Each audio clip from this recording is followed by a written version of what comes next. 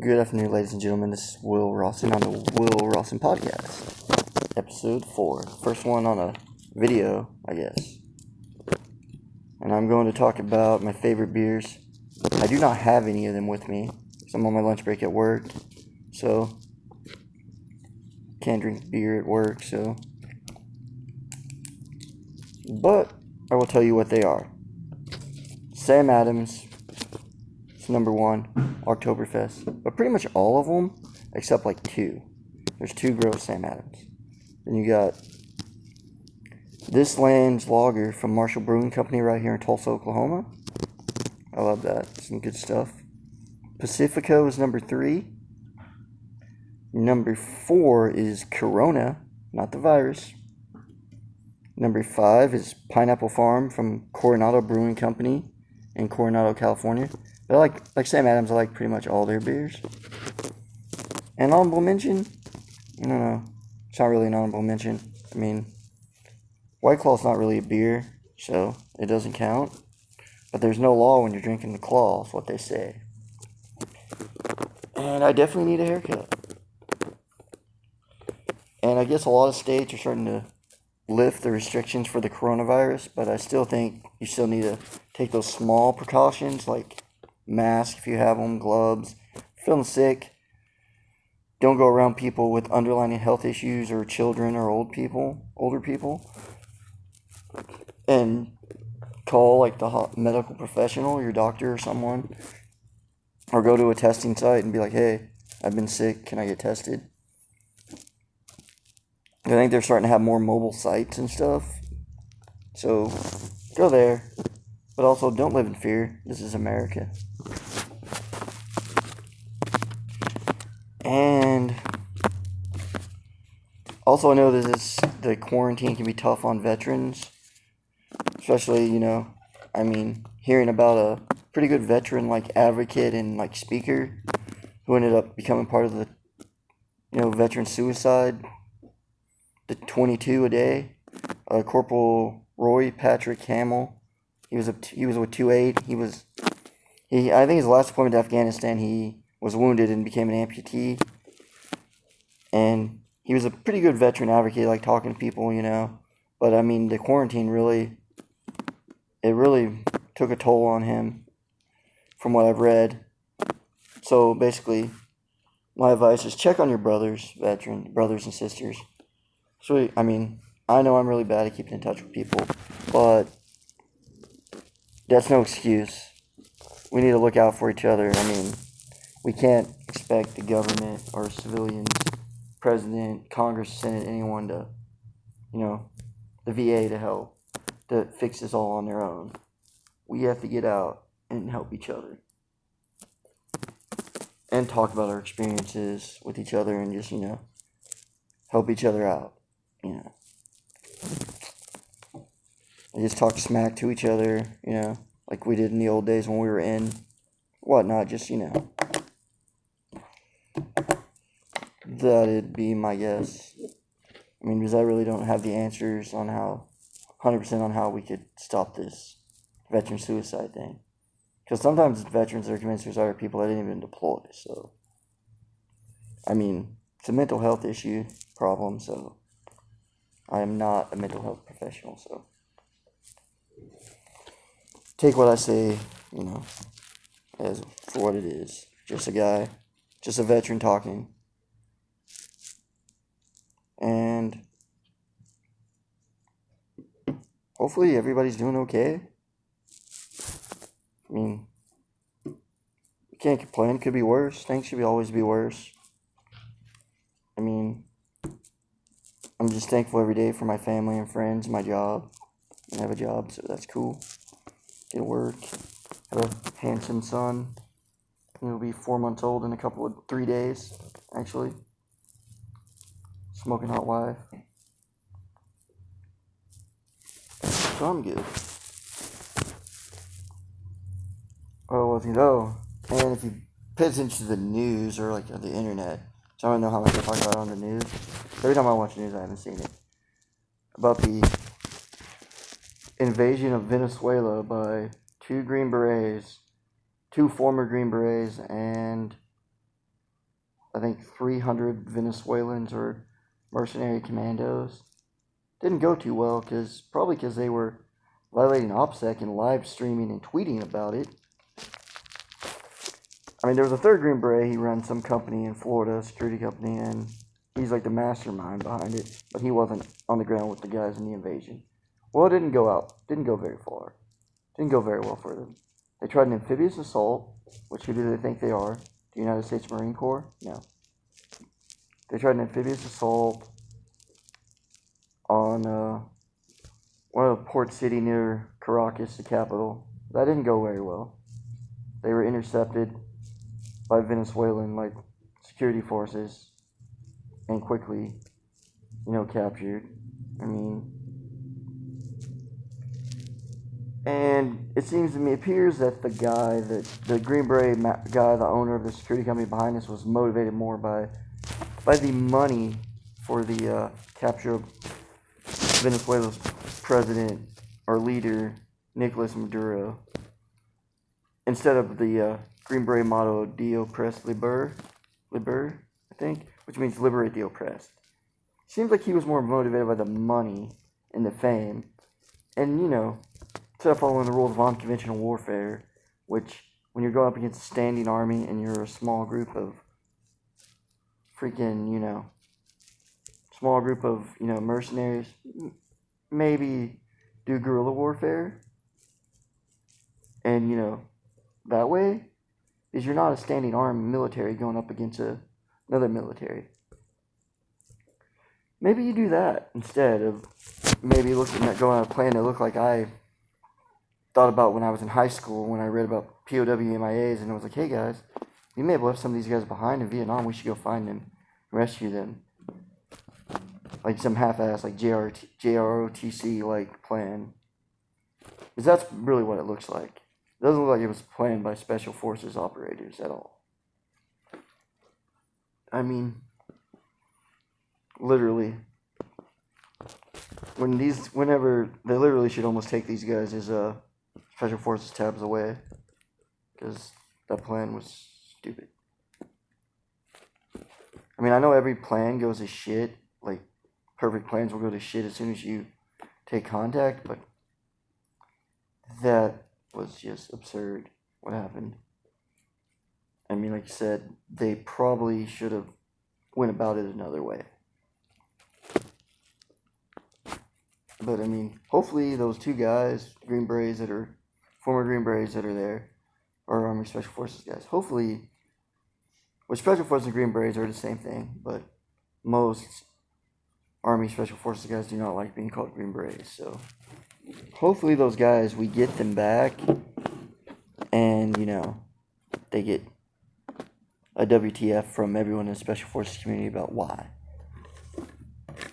I mean, which obviously, to me, it just seems like the guy that owned the company, seems like he was motivated more by the money and the fame that would come with capturing Maduro instead of liberating Venezuela and helping the actual people.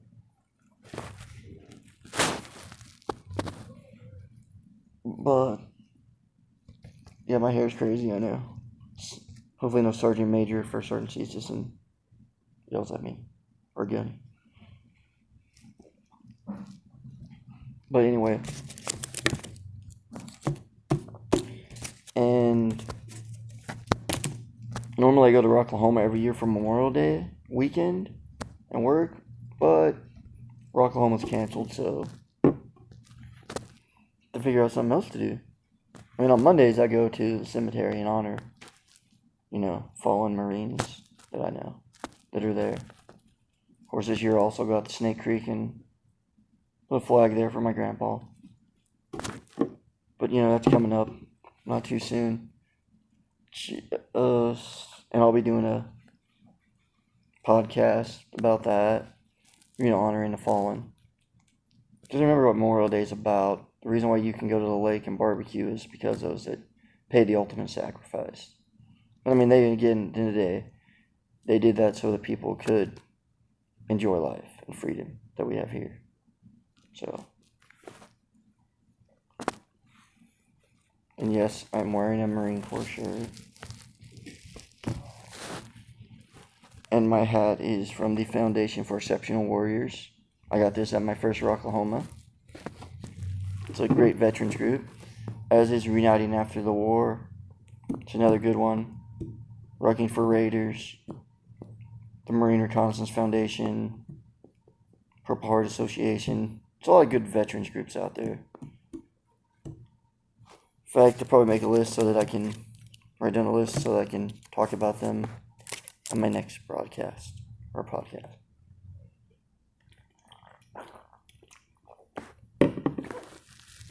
Well,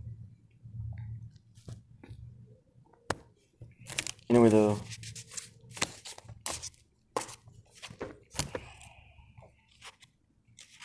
I mean, I guess I haven't seen the documentary The Last Dance. I haven't watched any of it right now. I know. It's crazy. But, I mean, I've heard snippets of it. I'm going to eventually watch it, but yeah. It's about like Michael Jordan and the Bulls. I think his last season kind of chronicles that and talks about other things.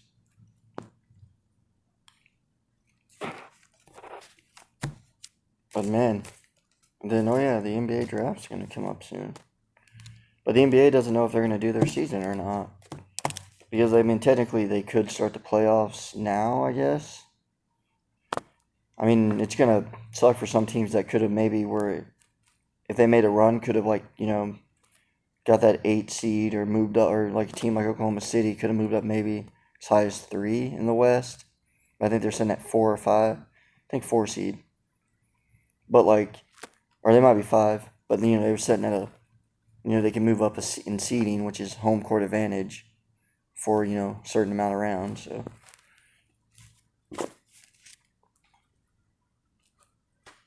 But yeah, like, but they can still do their season playoffs, I guess. Because I don't think anything's going to affect the top. I think Milwaukee and the Lakers are the top 2 seeds, so.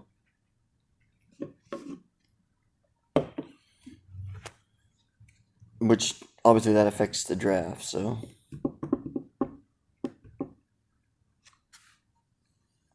But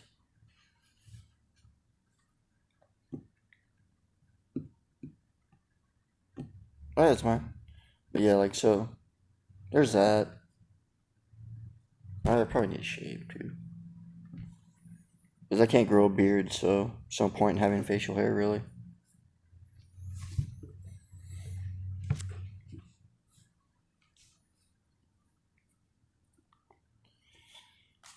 But, what was I going to say? Yeah, so the NBA, I mean, they don't know what they're going to do. There's a lot of sports. I mean, I think, oh yeah, their college baseball is going to have a 5-round baseball draft, which normally there's like 50 rounds. And I think before they narrowed it down to 50, it was like 75 or something. Now they're going to do a 5-round, which that's going to mess with numbers because a lot of guys aren't going to go pro that normally would, or get drafted, and kids that are in high school that maybe weren't going to go to college are going to be looking at colleges now. So you might have probably going to have some better talent in college, but also going to mess with the numbers because there's not a lot of, I think it's like 11 point something or something like that scholarships for baseball. It's allotted. Not everybody gets like the scholarship amount like that football gets. You know, baseball doesn't have as many players that you would need for a football team, but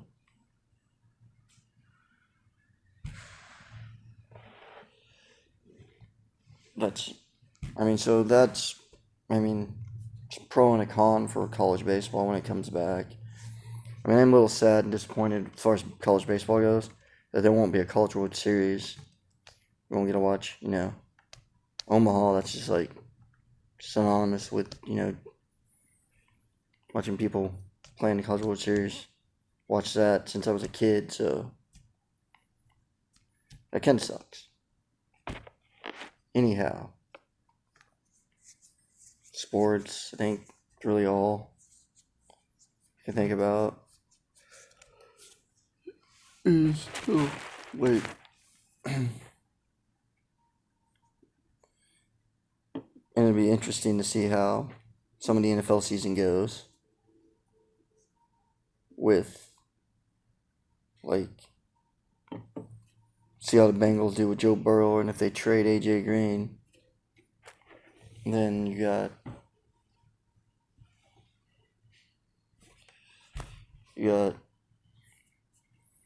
what will Baker Mayfield was last year only a sophomore slump, and will he play like he did his first year?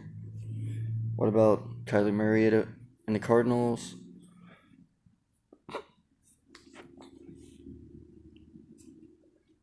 I mean, NFL is just gonna be an interesting year.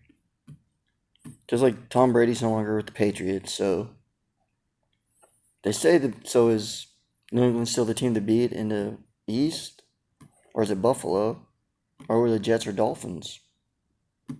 Play well. What about then? In the North, you got the Ravens.